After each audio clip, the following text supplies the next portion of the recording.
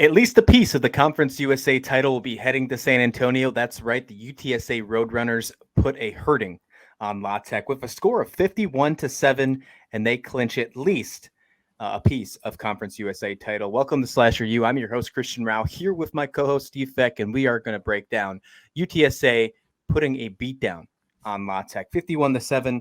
And Steve, I believe UTSA has found their running back of the future. You know what? I was really impressed at how UTSA used their run game in general. But I'm assuming you're talking about Mr. Barnes. I'm assuming absolutely. That's the guy. Okay. Yeah, no, he that 46-yard run that he broke off, that was really, really impressive.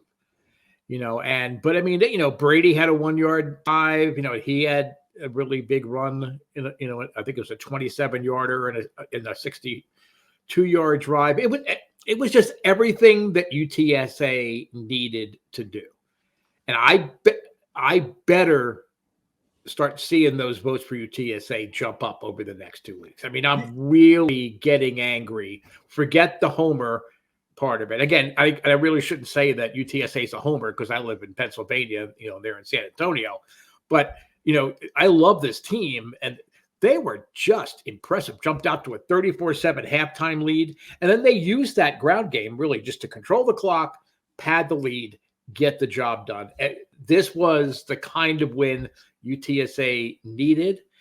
And I don't know about you, but the fact that they did use that run game so effectively, I think that set up some successes with Harris and Cephas, throughout the game. But I was just really excited about that. Oh, absolutely. And just seeing them be more than a one-dimensional team on the offensive side is exciting. We've talked about it for a few weeks now that this team needs to be firing in all cylinders. And we're seeing that not only on the offensive side now. For many weeks, we have talked about the concerns about UTSA secondary. Well, if you want to talk about firing in all cylinders, Steve, they absolutely did that in this game. I feel like you can truly say that this team fired on all cylinders more than any other game this week. We had 3 interceptions from the secondary of UTSA, 5 total turnovers for that UTSA defense. They really showed up in this game. They did a really good job. You're going to hear a lot of the praise towards the offense, and rightfully so. They did a great job as well. But this defense really, that's the reason why this deficit is so big, 51-7. What an achievement by this defense. I am very happy to see how this secondary is improving, and I hope that they can continue it on for the rest of the year. You talk about you're hopeful if they can get some votes. The AP vote did come out. It's not the college football playoff vote, but the AP did come out. They received 65 votes this time, not just one for the 25. So technically they're ranked, if you want to really count it out, they are 28th in the nation. So they're just right behind. If we get one more win here, maybe a couple teams fall out, I believe our next AP poll will be seeing UTSA in the top 25, just in time for the end of the season, like we all predicted, right? Yeah, absolutely. And I had 2 other takeaways from this game. I love the fact that 4 of the scoring drives went for 10 plays or more. And that's not like that's a shock, but it just shows that this team and Traylor has this team geared to play championship caliber football. And I'm not saying national championship, but win the conference, win your bowl game. So I that's a really good sign. The other thing that I like that I think would bode well for a championship game and also a bowl game is that Sackett was 3 for 3 on the field goal attempts, but he hit a 46-yarder. You want to see your kicker be accurate from that range. UTSA scores a lot of touchdowns, so he really hasn't been featured as much.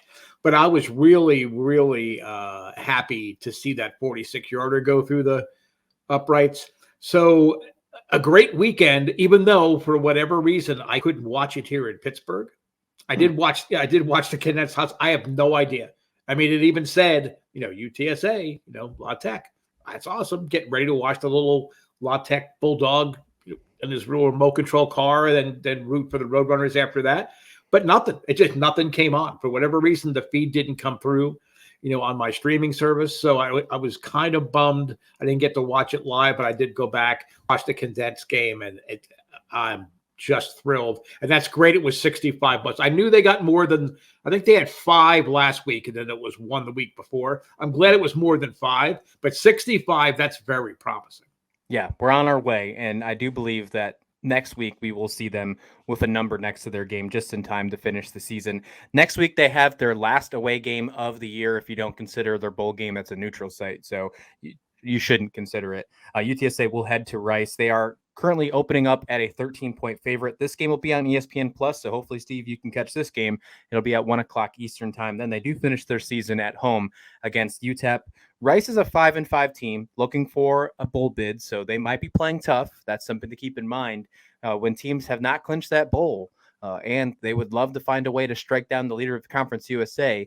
You don't want to look over them. We've seen that so many times. I mean, we just saw with Liberty and UConn, that they didn't show up to the game and they wound up losing that one. So we don't want to see that happen with the Roadrunners on this one. We don't need another cardiac runners game. I think we've been past that so far this year. And then ending off with UTEP, who is 4-6, that might be battling for that last 6 win if they win their game this week. And again, could be another bowl contention game. That's just something to keep in mind when you're paying attention to those opposing games. If they haven't hit that 6 win yet and they're right there, like maybe at 5, they're going to play at a whole different level, especially when we're getting that close to the end of the season, Steve. Yes, and no game is a gimme. And I think there were so many games this weekend that showed that no game is a gimme. But I think UTSA, they're playing with the competence. And again, I think they're playing for that conference championship. I think they're playing for that improved bowl game. So it's not a matter of, you just take care of what you can take care of. And that's what UTSA has done all year. They've done what's needed to win. And as long as they keep doing that, Rice is not a bad football team. UTEP, I haven't really seen much. Obviously you follow the scores and you look at box scores. So I don't know as much about the Miners as I do about Rice, but I'm not nervous about it at all. Unless there would be some kind of a letdown, I am not at all nervous about You're looking UTSA.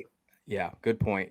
For a couple milestones to keep in mind as we get into the last 2 games of the season, Cephas is at 823 yards, only a $177 away from that 1,000-yard mark. He has 5 touchdowns on the year, and Franklin's at 9 touchdowns. So he's looking for that one more to get to that 10 mark, and he's at 791 yards, 209 yards in 2 games. That's possible, completely possible. Could see 2 1,000-yard receivers on this squad. Again, they're going to take on Rice at 1 o'clock Eastern time on ESPN Plus.